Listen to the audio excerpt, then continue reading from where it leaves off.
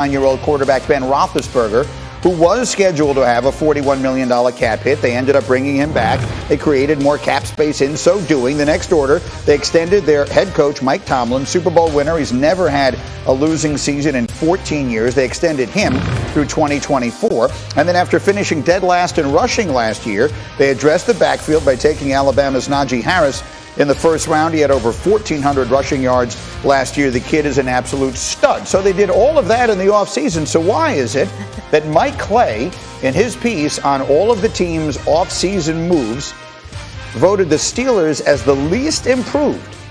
You see, they're 32nd. A reminder, there are only 32 teams in the National Football League. They lost nearly their entire starting offensive line. They lost their edge rusher, Bud Dupree. And so there's been so much conversation about what it is the Steelers are or aren't. Marcus Spears, that would suggest that's one vote for they're not going to be any better. Are they the 11-0 team they started out last year, or are they the team that finished with a whimper and not a bang? Gee, I don't believe they're either one. I believe they're somewhere in the middle of that. And the problem is we have the Steelers as a whole in totality a bad football team. That wasn't the case last year. We know the offensive line was the issue. This team won 12 games last year. I'm not going crazy. At the end of the year, they tailed off because people figured out that they couldn't run the football, and they began to just sit on all of these little short passes. Now, here's the issue for me. If Pittsburgh comes out and they're doing something similar to that, it's going to tell me that you have put your cap on Big Ben's career. Because in order to have Big Ben play at an elite level, you have to think that the Pittsburgh Steelers would have addressed this offensive line, or they feel good about where they are, better about where they were last year, and draft a running back in a position where we all thought they could need a significant upgrade. Still Chase Claypool, still Juju Smith-Schuster, still Big Ben back there, and when he's protected, he was fine. He's not the Big Ben of old, but he is fine if he's protected as a quarterback and he's complemented with a run game. And then defensively, we all know what the Pittsburgh Steelers was last year and are going to be this year. Good, top, elite. That's where they are. That's where they hang out. So I'm not concerned about the Pittsburgh Steelers as far as improving their team, as long as within their building they feel like they address this offensive line. Because as far as skill position, quarterback, and the guys on defense, the Pittsburgh Steelers right there with everybody else in their division. I agree. I think they addressed so many of the things they needed. Their offensive line stunk. So when we say that they have to replace a bunch of those guys, they were terrible on the offensive line last year. It's hard to imagine they're going to get worse from there. They also took Najee Harris. I don't know a single person who doesn't think he has a chance to be a superstar as an NFL playmaker. And if you're looking at players, they're getting Devin Bush back. They basically played last season without him. I know that's not an addition from outside the organization, but he didn't play most of last year, and he's going to come back healthy. I think they have improved. I'm looking at my skeptic over here, Mike This is what I'm waiting who looks for. unmoved. I'm absolutely unmoved, because that's not what the facts say. When we traded for Brett Favre, he said one thing: get me a pass-protecting running back. Najee Harris is going to be a superstar. I agree with you, Greeny, but if he cannot pass protect early, they lost the quarterback of the offensive line in Pouncey. And I'm just telling you, at 39 years old, for a guy that's made over $200 million, who was 28th in the NFL a year ago in yards per pass, the field's going to get shorter, his clock's going to get quicker, and the confluence of 3 new offensive linemen. Guys, I know how hard it is to replace one offensive lineman, let alone 3, and I hope Najee Harris knows protection's cold from day one. But if he doesn't, it's going to be a bad mix for Pittsburgh, and I think Ben's going to struggle. I'm with you, Greeny. I think they're among the least improved teams, but I would say the Saints are worse as far as improvement. I don't know. I understand the offensive line issues. Najee Harris, how do you not get excited? I understand you need the O-line to be competent and in position and clear holes for this kid, but he's so dynamic. He's the reason you're excited. I trust Mike Tomlin.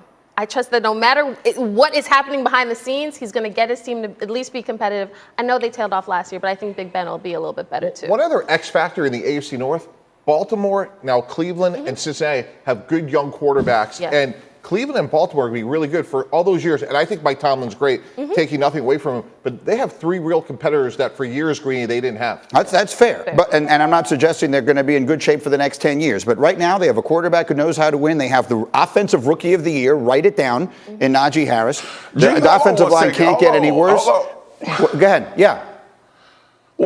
Mike T, what is Big Ben right now to you? Oh, don't ask me that. Where is Big? It's over. It's over. You're paying a player for what he's done, Marcus, not what he's going to do. And he was a great player, an all-time great, but it is over. He is not going to play as well as he had. He's not nearly as comfortable as he used to be. He gets rid of the ball way too fast. And until he knows that he has solidified protection, I don't think he's going to be nearly what he once was. Marcus, final word. What will Big Ben be this year? 39 years old. Big Ben will be upper echelon of his own division. Book it. Trust me, we won't leave this season saying Big Ben is the fourth best quarterback in his division. I promise you that. And the Steelers are already talking about how it might not be his last season. So we will wait and see. Again, the Steelers and Cowboys will open it tomorrow night. These are two perennial, fascinating legacy franchises, and we'll see where they wind up being. Meanwhile, if you think you're having a bad day, just thank goodness you're not in Indianapolis, because the news went from bad to worse for the Colts yesterday. They found out their all-pro guard, Quentin Nelson, who legitimately is one of the 5 or 6 best players in the National Football League, suffered the same foot injury as quarterback Carson Wentz. He's going to be out the same 5 to 12 weeks.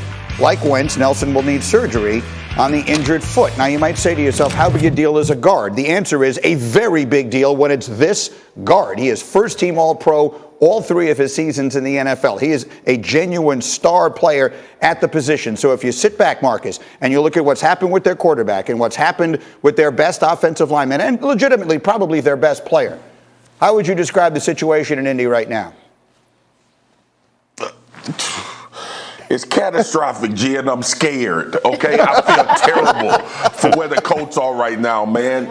And listen, this is built on optimism that Carson Wentz was going to be better, right? This was built on the fact that the time on job, the time on the field, the recreation of him and Frank Reich's energy and synergy trying to get ready for a season was supposed to bring us into a season where Carson Wentz reemerges and the Indianapolis Colts are legit Super Bowl contenders, and now you lose him.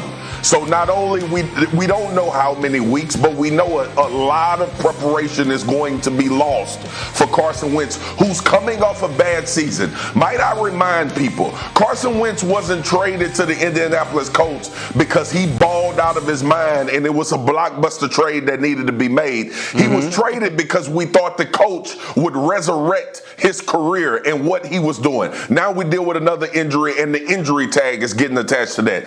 And then you lose Quentin Nelson.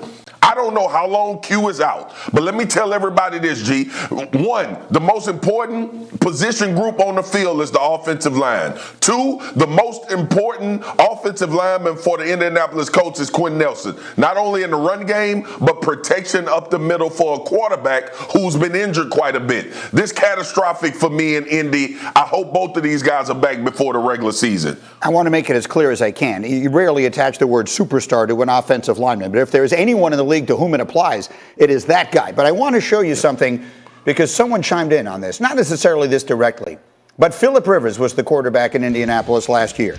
And he told the LA Times, quote, "I'm just going to stay ready.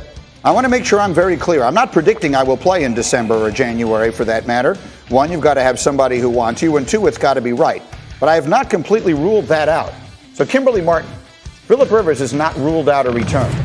Nick Foles doesn't really have a team. He's just sitting there in Chicago waiting to be traded to someplace. So my question to you is, if the Colts decide they need to go outside and bring in some help, would you, if you were advising them, would you rather bring in Phillip Rivers or Nick Foles? It's going to sound crazy, but I'm going to say Nick Foles. Because, and I saw Nick Foles in Chicago over the weekend, sitting there, former Super Bowl MVP, getting no burn on the practice field. Because I've seen Phillip Rivers. We saw this movie last year, and he's very good quarterback, but we saw how it ended. And last year, when you looked at that Colts team, you felt like heading into the offseason, they were QB away from. They've got everything else: offense, defense. I can't get excited. Can't get juice. Phillip Rivers or Nick Foles? Mike T. Completely agree with Kimberly. It has to be Foles. Let's go back. Dak Prescott is struggling to get back into shape, and he's worked at it for a year. Yeah. 39 years old, he's coaching. What kind of shape is he going to be in? Nick Foles is ready to go. And by the way, Greeny, what is that going to cost? Phillip Rivers is not going to come in for the veteran minimum. I've been down that road with some of these quarterbacks. It's really hard. When you suffer a preseason injury at the quarterback position, the way they're dealing with Carson Wentz, what we did with Ryan Tannehill a couple years ago, your options are so limited. And look, Philip Rivers had a great career, but it's over. Marcus, Philip Rivers or Nick Foles if the Colts need a quarterback? Nick Foles, G. Ain't we trying to recreate success in Indianapolis with the quarterbacks that been with Frank Reich? It's the same.